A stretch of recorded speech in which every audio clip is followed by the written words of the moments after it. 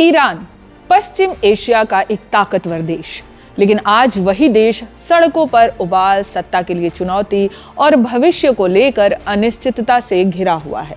दिसंबर 2025 के अंत से शुरू हुआ आर्थिक विरोध अब सिर्फ महंगाई या बेरोजगारी तक सीमित नहीं रहा। सवाल अब सीधे इस्लामिक शासन की वैधता पर उठ रहा है। क्या ये सिर्फ आर्थिक आक्रोश है या ईरान एक बड़े राजनीतिक बदलाव के मुहाने पर खड़ा है? और क्या इन प्रदर्शनों के पीछे सिर्फ जनता का गुस्सा है या फिर कोई अंतर्राष्ट्रीय शक्ति भी इसमें आग में घी डालने का काम कर रही है? नमस्कार, मैं हूं आपके साथ गरिमा शर्मा और आप देख रहे हैं India.com। शुरुआत में ईरान की सड़कों पर लोग बढ़ती महंगाई, बेरोजगारी और गिरती मुद्रा के खिलाफ उतरे थे, लेकिन देखते ही देखते ये विरोध एक व्यापक राजनीतिक आंदोलन में बदल गया। मानवाधिकार संगठनों के मुताबिक अब तक कम से कम 78 लोगों की मौत हो चुकी है, जिसमें बड़ी संख्या प्रदर्शनकारियों की है। अंतर्राष्ट्रीय मीडिया का दावा है कि वास्तविक आंकड़ा इससे कहीं अधिक हो सकता है।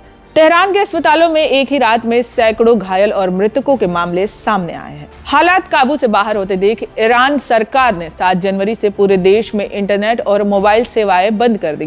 लेकिन सवाल अब भी यही है कि क्या डिजिटल खामोशी से सड़कों का गुस्सा थम सकता है? प्रदर्शन अब तेहरान, तबरेज, मशहद और कुर्सीद इलाकों समेत 100 से ज्यादा शहरों तक फैल चुके हैं।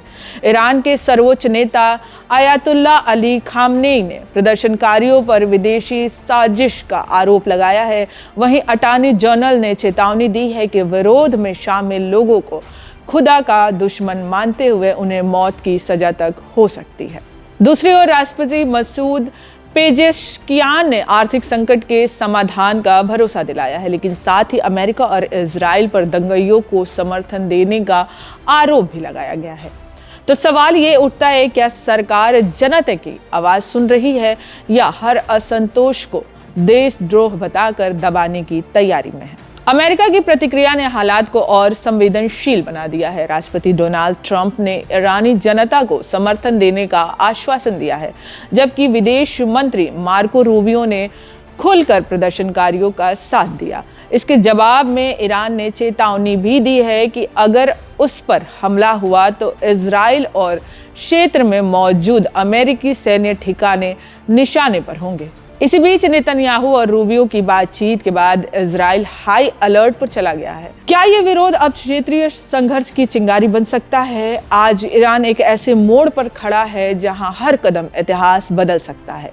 क्या ये आंदोलन सत्ता परिवर्तन की शुरुआत है या फिर कठोर दमन इसे कुचल देगा? क्या अंतर्राष्ट्रीय हस्तक्षेप हालात को शांत करेगा या पश्चिम एशिया को एक और बड़े टकराव की ओर धकेल देगा? और सबसे बड़ा सवाल, ईरान की जनता को राहत मिलेगी या ये संघर्ष और खून खराबे में बदल जाएगा?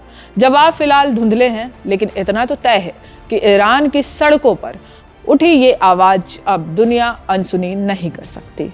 ईरान की संघर्ष को लेकर आप क्या सोचते हैं? हमें कमेंट्स में जरूर बताएं। वीडियो पसंद आए तो लाइक, शेयर और India.com को सब्सक्राइब करना ना भूलें।